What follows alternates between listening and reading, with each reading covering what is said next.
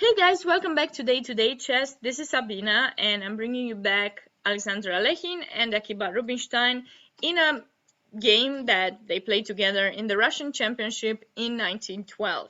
I really hope you enjoy this game, and I really have an important announcement to make. I've decided to make something for my viewers. I really appreciate you guys coming and checking my videos every day or whenever your time permits.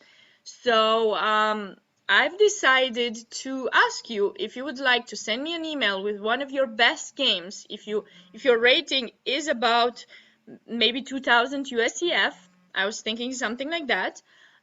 Please send me an email with one of your best games that you would like to see analyzed on my YouTube channel for everybody to see and enjoy. I'm going to start doing that from next week, but hopefully before then I will be having your games so that I can choose the best ones. Depending on how many I have, I will be doing either a week or just some days, but it will definitely be something constantly because I want to show you that I'm grateful for you watching my YouTube videos, for subscribing. Feel free to share any ideas you have with me in the email, and of course, I'm at the start. I'm 2 months in since I started this YouTube channel, and I'm planning on staying here for a while. So subscribe, like is always something I'm looking forward to. I'm trying to just find a way to promote chess on my own as much as I can, and this is what I can do so far. So yeah, I'm looking forward to hearing from you guys. Again, any games that you have that you think are the best and people should see, send them to me on my email address, foisors@yahoo.com. The email is also posted below every video in the description, so you won't have trouble finding it. Share it with your friends. Tell them I'm doing this. Tell them to subscribe and send me their games. Alrighty, that's it for now about the announcements. Let's start checking out Alekhine Rubinstein. So bishop a4, knight f6. Castle, and here Rubinstein went for the pawn. Knight takes e4. There are other possibilities here for black. Of course, bishop e7 is the main line. But why play bishop e7 when we can take the pawn, right? So knight takes e4, d4. Of course, in this position, rook e1 is another possibility. And black normally plays knight c5. And after bishop takes c6, d takes c6, white goes either rook takes e5 or knight takes e5 or d4. And it normally leads to about an equal position. So Alekhine decided to go for d4 directly, try to open up the center, and maybe utilize the fact that Rubinstein's king is still in the center. But no need to worry. Rubinstein played b5, bishop b3, and here he played d5. So this move is really good because although you're weakening the c5 square, you are keeping this bishop from b3 close, so it doesn't look at your f7 square. You know, in e45s, f7 is a spot that you always have to be cautious about. So d5 is against it, and of course I'm giving the pawn back. I'm not going to try to hold on to it to remain with my king in the center and get mated. D takes e5. Now of course it looks like white has a little bit more space. So black is finishing the development. c3, bishop e7. This bishop e7 after c3 is not really my main choice necessarily in this position, but Rubinstein had a clear plan in mind after bishop e7. Personally, and I saw that more recently, bishop c5 is a move played by black, with the idea, of course, to keep some pressure in f2, but also have the bishop a little bit more active. And then, for example, against queen e2, we don't worry, we castle. Okay, this is natural. And against knight bd2, to try to chase our knight from e4 away, we have this bishop f5. And if you're checking in the database, you're going to find a game between Kalesic and Caruana, which was played in 2009. And I definitely recommend checking that game out if you are going to play this variation with black. I think it's more dynamic, more active for black than bishop to e7, but either one of the choices is fine. Akiba Rubinstein went bishop e7, knight d2, and here comes the idea that I told you that he had in mind against this knight d2. Of course, he doesn't want to trade the knight, but in the same time, he doesn't want to leave it in e4 because upon the exchange of the knights, this pawn in e4 is going to be weak. So he had in mind to keep the c5 square open so that the knight could retreat in c5. And now, of course, white doesn't give away the bishop. He plays bishop c2. But also brings the bishop on that h7 b1 diagonal, which is normally kind of annoying for black. You don't want to hurry to castle because you don't know what sacrifices could happen.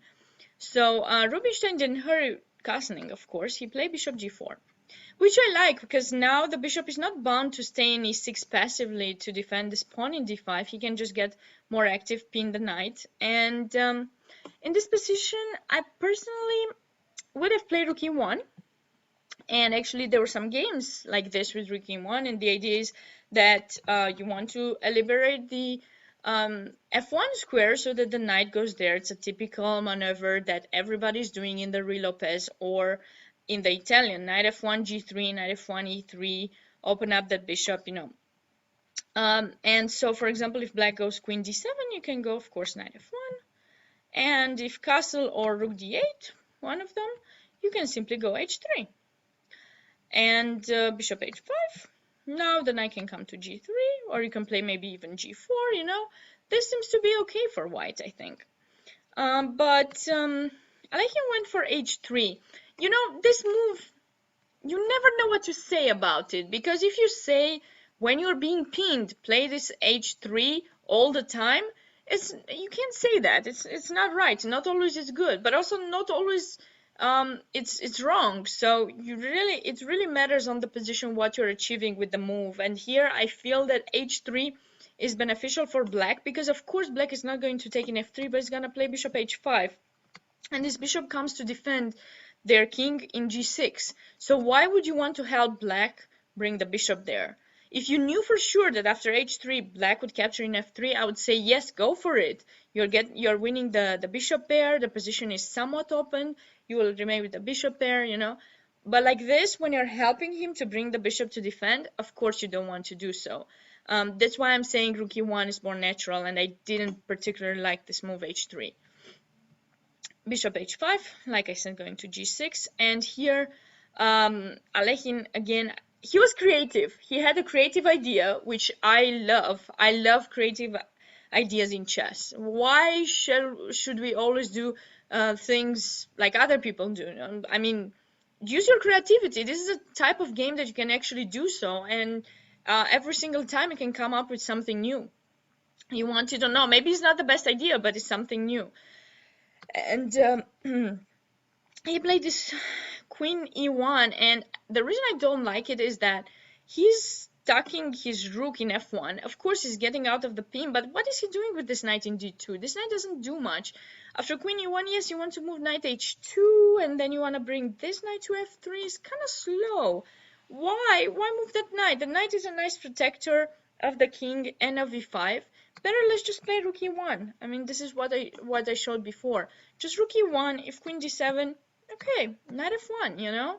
And of course I'm saying queen d7 here for black because once you put the rook on the e file, on the same file as the king, you know, not only do you have the rook on the file of the king and it could be annoying, but you might have some e6 ideas as well, which are nice to open up the e file or force black to push f6, which would restrict a little bit his position.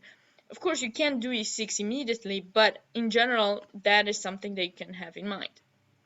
But anyways, queen e1, it's creative, but in this position is not the best idea.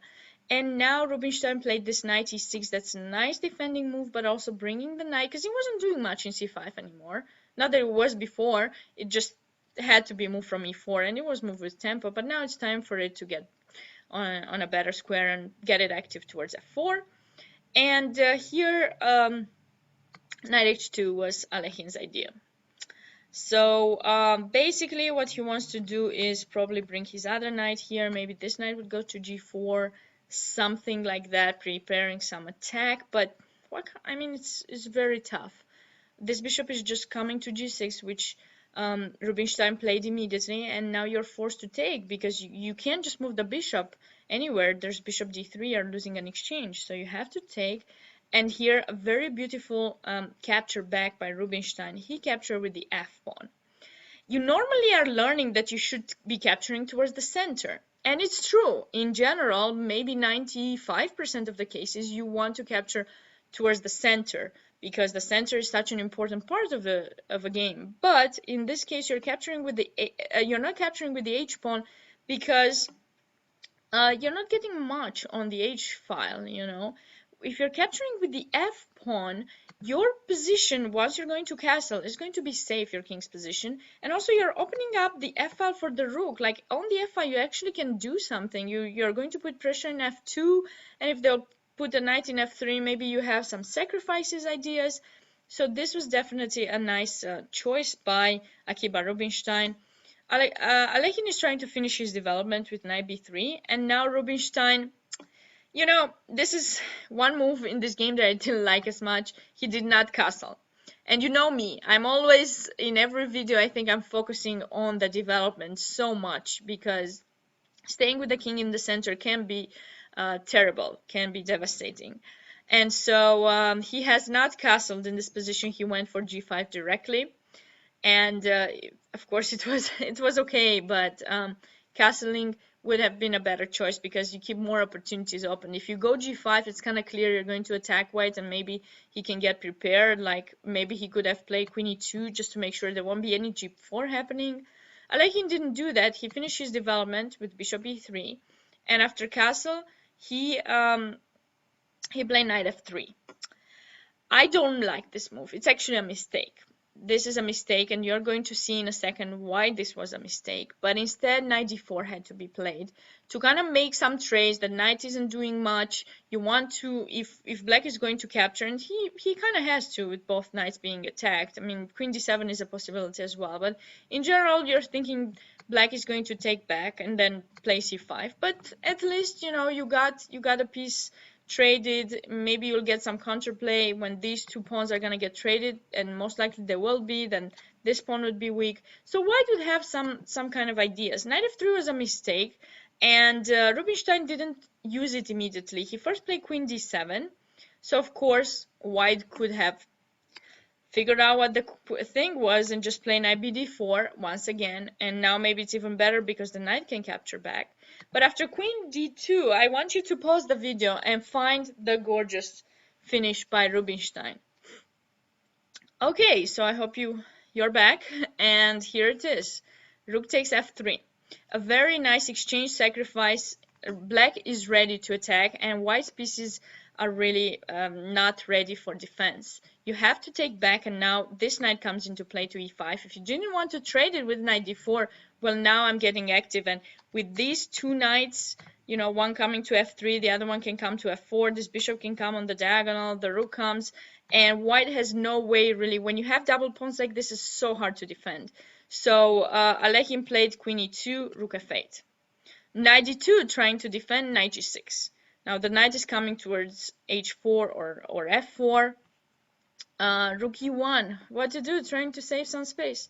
Okay, let's see how you're saving it. Bishop d6. Now I'm getting active on the diagonal. Of course, when this knight will move, the queen comes to h3, they'll be mates. And you can't really escape with the king. f4 was Alekhine's choice in this position, but after knight takes, queen f1, you're still losing the h3 pawn. Of course, not with the queen. With the queen, it was possible too, but my mouse went wrong. The knight, with the knight. Rubinstein captured with the knight check. You have to go king h1. Now g4, another very good move. Preparing the activation of the queen. Queen e2, now queen f5. And with the idea of queen h5, really there's no way for white to find any defensive idea. This queen is coming. This knight is coming towards f4 or h4. Your king is bound to h1. And I have so much material for the exchange. I have how many pawns? Like 3 pawns. Even if I don't have a mate, I'm still much better with black. a big miss by Alekhine and a great victory by Akiba Rubinstein. Stay tuned for more.